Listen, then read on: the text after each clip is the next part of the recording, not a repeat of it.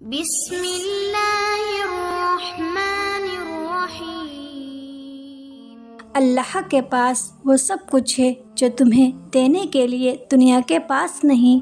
لحاصل خود سے ہی سوچ لیا، ابھی اللہ کا جواب آیا ہی نہیں۔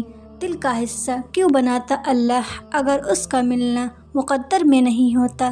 اللہ نے اگر کن نہ کہنا ہوتا تو وہ تمہیں اتنا انتظار کرواتا ہی نہیں۔ دروازے ممکن کے بند ہوئے ہیں، اللہ کے در کے نہیں۔ تمہاری رضا اگر اس کی رضا نہ ہوتی تو وہ تمہیں مانگنے کی توفیق دیتا ہی نہیں۔ نصیب اگر بدل نہیں سکتا تو اللہ دعائیں بناتا ہی نہیں۔ اللہ نے اگر معجزہ نہ کرنا ہوتا تو وہ تمہیں یہاں تک لاتا ہی نہیں۔ تہجد کی دعائیں اللہ نے کن کہنے کے لیے بنائی ہیں۔ اللہ تمہاری دعاؤں سے کبھی بھی بیزار نہیں ہوتا۔ اللہ کو تمہاری دعاؤں کا انتظار ہوتا ہے۔ اللہ کو بہت پسند ہے جب اس کا بندہ تھک ہار کر اس کے در پر بیٹھ جاتا ہے۔ ایک دو دفعہ مانگ کر پلٹ جانے والوں کے لیے اللہ کن نہیں فرماتا، اللہ ان کے لیے کن فرماتا ہے جو اس سے آخر تک مانگتے ہیں۔ اللہ ان کے لیے مدد بھیجتا ہے جو بار بار اس کے در پر آتے جاتے رہتے ہیں۔ اللہ ان کی دعائیں قبول کرتا ہے جو دیری کے بعد بھی رابطہ بحال رکھتے ہیں۔ اپنی من پسند چیز کو پانے کے لیے اللہ کو من پسند انداز سے راضی کرنا پڑتا ہے، اور سبھی عبادتوں میں سے اس کی پسندیدہ عبادت دعا ہے، کیونکہ اللہ معجزے انہی کے لیے کرتا ہے جو اس کے در پر دستک دینا نہیں چھوڑتے۔ زندگی صبر سے شکر تک کا سفر ہے۔ اللہ ان کے ساتھ ہے جو دعا کرتے ہیں اور قبولیت پر ایمان رکھتے ہیں۔ بس پھر ادھر تم دعا کرو، ادھر اللہ کن کہہ دے گا۔ اگر تم کسی معاملے میں صبر کر رہے ہو تو خوش ہو جاؤ، کیونکہ اللہ صبر کرنے والوں کے ساتھ ہے اور امید سے بڑھ کر صلہ دیتا ہے۔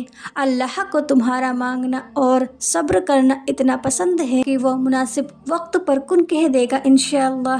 جب دعا کرو تو درود پاک لازمی پڑھا کرو، یہ دعاؤں کی قبولیت کا ذریعہ ہے۔ نہ چاہتے ہوئے بھی اگر کوئی دعا تمہارے زبان پر آ جاتی ہے تو ہو سکتا ہے وہی تمہارے نصیب میں ہو۔ اللہ تمہاری روتی ہوئی آنکھوں کو ایسا ٹھنڈا کر دے گا جیسے اس نے حضرت یعقوب علیہ السلام کی آنکھوں کو ٹھنڈا کر دیا تھا، اور بہت جلد تم تک کھوئی ہوئی چیز واپس لے آئے گا، جیسے اندھے کنویں سے حضرت یوسف علیہ السلام کو نکال کر حضرت یعقوب علیہ السلام تک لے آیا تھا۔ تمہارا کام صرف دعا کرنا ہے، چاہے زندگی تمہیں بے ترتیب کر کے رکھ دے، لیکن یقین رکھو اللہ تمام دعاؤں کو ترتیب دینے کا ہنر سکھا دیتا ہے۔ دیکھنا اللہ جلد ہی ایسے وسیلے بنائے گا کہ تم حیران رہ جاؤ گے۔ تم صرف وہ کرو جو تمہارا کام ہے یعنی دعا، اور اللہ تو کر ہی رہا ہے جو اس کا کام ہے یعنی عطا۔ کیا یہ کافی نہیں کہ اللہ خود کہتا ہے ڈرو مت، میں تمہارے ساتھ ہوں، سب کچھ سن رہا ہوں اور دیکھ رہا ہوں۔ ہو سکتا ہے تمہاری زندگی میں ہونے والا کوئی معجزہ تمہاری دعا کا منتظر ہو اور تمہاری ایک دعا تمہارا نصیب بدل دے۔ تہجد پڑھنے والوں کے قصے ہی الگ ہوتے ہیں، معجزے بھی انتظار کرتے ہیں ان کی زندگی کا حصہ بننے کے لیے۔ اور جانتے ہو دعا کیا ہے؟ ہر پریشانی اللہ کے حوالے کر کے خود بے فکر ہو جانا۔ پتہ ہے صبر اتنا مشکل کیوں ہوتا ہے؟ کیونکہ اللہ نے صبر کے صلے میں کن کا معجزہ رکھا ہے۔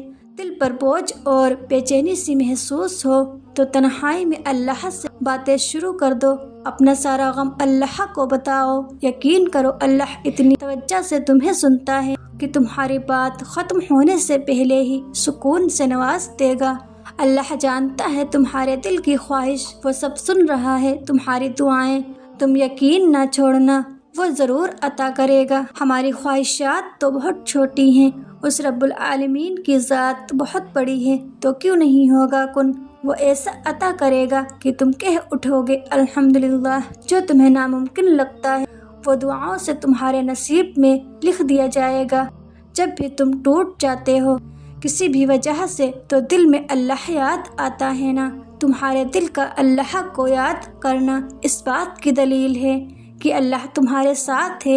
تو اٹھو اور اللہ کے آگے ہاتھ پھیلا دو، وہ رب سکون عطا کرے گا تمہیں انشاءاللہ۔ آؤ دعا کرتے ہیں، یا اللہ ہم سب کو دلی اور ذہنی سکون عطا کر دے، ہماری دعائیں قبول کر، آمین۔